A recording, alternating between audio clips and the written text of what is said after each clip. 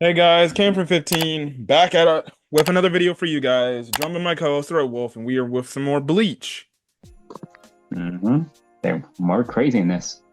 No episodes have disappointed yet. None. This might have been the most disturbing episode out of all the Bleach Oh episodes. yeah, oh yeah, hands down, hands down. Listen, man, Mayuri is interesting.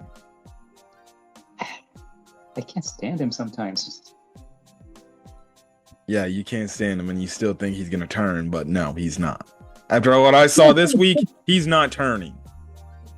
Uh, He's just a mad scientist. That's what he is. hmm Yeah, a mad scientist, which is basically one of the roots of Urio's suffering in the past, if you remember. Look, man, this episode was good. Mayuri shocked me. This dude is the only one that legitimately has won so far. Yeah, actually, you're right. He's the only Soul Reaper that's legitimately won. And hmm he won with relative ease. Yes, he did. Although, would we count Komamura's win against Bambietta? If you want. No, no, I'm pretty sure it's painful for you, so never mind. Yeah, it was pain. Anyways, Let's get to this week's episode. This is episode 34 of Thousand Year Blood War. And let's just start it off. So, obviously, we have it to where the characters running. We have a focus on Mayuri and Kenpachi. Kenpachi. Thank you. Thank you. I don't know why I zoned out there for a second. Mayuri was kind of making You're so focused on his last name. Mayuri was making some backhanded comments, like as if he didn't hear what Kenpachi was saying or something like that. Like, The banter between the two was absolutely hilarious. yes, at least up until the point where someone got backstabbed. But yes. So they ended up actually running, and they come across the one Quincy, who we later find out his name is Purnida. I think last week, I think I speculated, or I think I made a prediction that they would go up against somebody else. No, I said my prediction was they were gonna go up against the muscle freaking dude parading around, right? But I guess I was wrong. Honestly, them running into Pernita was probably the best case scenario because I don't think anybody else would have been able to take them down. So Pernita confronts them, and Mayuri's like, "Ooh, what are you? And who are you?" Doesn't we obviously this thing hasn't talked. What first ends up happening?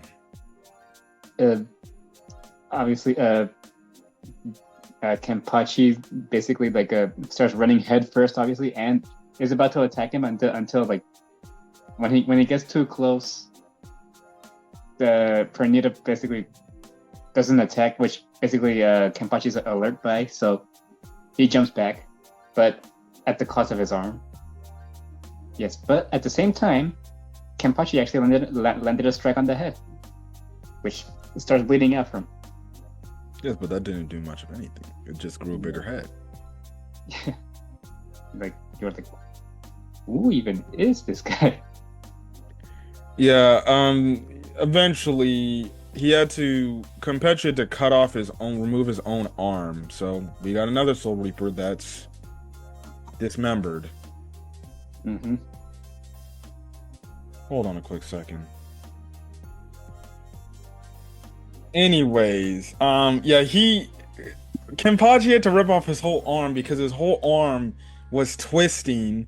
I was like, wait. I was like, wait. Is that Kenpachi doing it, or is that the guy, or is that the end of? Wait, oh my god! Yeah, it twisted into absolute nothingness. And Mayuri made the mentions like, huh, he made the smart decision to immediately cut that off, otherwise your entire body would have just been in what happened there. So it's the thing that we've seen before happened to one character and everything, which was crazy. And that's when Kenpachi ends up trying to go in and attack it again, because he's like, well, as long as I can cut something, I'm good. He does it, but he doesn't really cut through it. He ends up getting affected by the attack yet again, but it's thanks to Mayuri impaling him. And this is probably when my friend like, see, I told Cameron he would turn on him. I told him. But no, he just gave him paralysis. So then the nerves calm the hell down. Okay. I mean, this is only one episode. Who's to say what's gonna happen the next? Okay. Anyways, Ladies and gentlemen, give me the applause. I'm right again. My co-host is wrong. Someone put the applause sound effect, please. Whatever. Sorry, I don't have a whole thing set up like that. It's okay. You can just edit it in with Animatica. No, I don't want to, because that's a lot of editing. I might have to get StreamYard or something like that to do all that shit. I have Filmora for that. Anyways, so Mayuri essentially paralyzes Kenpachi and it stops his nerves and everything, and it stops him from his entire body probably twisting out and losing it, because it affects his legs at first, but he stops it really quickly. And that's when Mayuri's just like, I know how you operate over there, so let's see how you handle certain things. So this man Mayuri, man, when I tell you this guy is crazy strong, he's crazy strong, and he's no joke. We kind of find out about Purnida, his special ability, or the reason why he's able to twist people's arms and things like that, or body parts and everything, is because of the nerves. He like releases like these nerve things, and then it just affects your body and it twists in a way where you just feel pain and everything. Mm-hmm. And that's basically the gist of his attack. So you just have this crazy like animation where Mayuri is just doing all this dodging and going all over the place like he's Spider-Man and everything. I'm just like, what the actual hell is going on over here, bruh? I'm like, the animation need to go hard for Mayuri-sama. Okay. It's just going crazy. Now, he starts to get the upper hand of Purnida, and it's kind of the thing of like, oh, I'm gonna use you as a test subject, right? Now, the interesting thing we see with Purnida is he transforms. And he transforms into the left hand of the Soul King. Well, we've heard of the right hand. But now this guy's apparently the left. Yes. And that's when he was doing all this shucking and dodging and jiving and everything.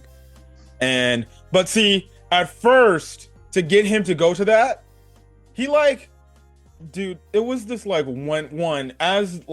first when he was shooting like the nerves, he was using like this weird, yucky, weird alien umbrella thing to protect himself. And then there was like one part after he goes into the hands, and it was like a horrifying transformation too. I'm just like, what is this? Right. So one of the horrifying things, he literally like shoots this like human worm looking thing at like this dude's at one of the fingers. And I'm like, what the fuck is that? And then he blows it up, knocking off one of the fingers. I'm like, ah. When I tell you, this was probably the most disturbing, most grotesque Bleach episode of Thousand Year Blood War. Jeez, honestly, it's my area, so I'm not surprised. I am not. Hey, at least this is like the new revamped anime, because if this was like the old OG one, this shit's being censored. Yes, it would be. Again, appreciate the fact that we did not get Thousand Year Blood War immediately after the Fullbringer arc way back then, because guess what? Now we got this great animation, we got this uncensored content, and we're kicking ass. Yes. So yes, Mayuri's like, I need to do some testing. I'm gonna bring you in as a test subject. But then one of the decapitated fingers ends up firing a nerve thing, and it touches Mayuri, and Mayuri sees his hands start to convulse and everything. But then he immediately does surgery on his freaking arm right then and there just to negate it. Yeah. And then he makes a mention. Huh, it's been a while since I've done surgery on myself. I'm a little off. Like, sheesh. He said that shit. I'm like, ain't no fucking way this man said I'm just a little game off on that shit. I'm like, what is he? I'm like, was that supposed to be like a perfect replica, like perfect of like his hand looking back to normal or something? I don't know. Did his hand look like that? It's robotic, but whatever. Anyways, he's like, well, you're an interesting fellow. And he starts like, also another interesting thing is, we see it how Purnida's abilities, after you even though you decapitate like a finger, it grows a whole nother hand as a whole. And I'm just like, this thing is insane. So you chop it and it multiplies. Essentially. And what's his? I forgot the way Mayuri explained it, but he explained like, oh, what Ukitake had in the right hand was kind of like something alluding to more power. This is like using more brains and smarts and multiplication stuff. So Mayuri's like, well, I think I know what I need to do to get rid of you. He then releases his Bankai. Now, and yeah, we have it to for Ikaku and the other guys believing that he's gonna release the poison like he did those other times. But no, Mayuri was like, release poison? Why would I do something so wasteful? And then something else entirely starts forming. Yeah, explain what happens, man. Explain what happens. His Bankai is basically forming into some kind of giant. I don't even know what that is, dude. I don't even know what that is at this point. It's a giant red, what looks to be a giant fat baby. Like, I know, dude. You want to explain? Because I can't put into words right now. Like, I don't know what it is either. But what then happens after that shows up? Yes, it starts crying out and opening, and then a golden baby-like structure starts popping out. And it gave birth to this thing. Yeah.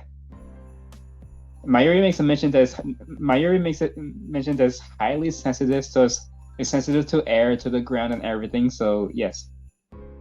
What is the explanation? It doesn't feel. It feels pain when it walks or does anything. Mm-hmm. Right. So yeah. Even if the Purnida's strikes him with the nerves, you know. Okay. You go on, man, dude. Oh my god. You can't finish this off every single time. Anyways. And you could like to put me on the spot every time. I know, because people in the comment section declare you more talking. They want it. They actually say it? Yes. They want to hear you. Okay, I'm gonna scroll through your videos and look for it, but I doubt it. Okay. Anyways, basically, he also says this thing's got like gang loads of layers, so it negates the nerve thing, and like Purnida tries to use the nerves, it has no effect, and basically Mayuri's like, "Oh yeah, you won't be able to. You that's just one layer. You got so many more layers to go to before you actually start damaging this thing." Also, too, he's also floating using like reishi technology stuff he got from Uryu and his father or his grandfather and whatever, and that actually shocked Purnida. He's like, "You're using Quincy abilities? What the fuck?" Which was wild, but that's how twisted Mayuri is. Yes, and this gigantic golden baby literally just goes up to the hands and swallows them and eats them whole. Um, yes, I was watching this. That's all. That's all. I'm just like looking at this. And that's it. Yeah, he swallows the three hands full, and then at the end of the episode, Mayuri laughs like a psychopath. Yeah, that's it. Purnida defeated, just like that. That's the first Soul Reaper victory against the Quincy's, I guess, technically, unless you don't want to count the previous one that I mentioned before. But I was expecting like something like showing up to where it's like, okay, maybe it wasn't dead. No, thing's dead. mm-hmm. And like the thing burps and then it's over with. I'm like, oh, okay. He's probably the most problematic one of the bunch anyway, so he probably needed to go first anyway. So yes. Yeah, Mayuri's inventions is absolutely crazy. And also, he modified his Bankai. He modified his own Bankai.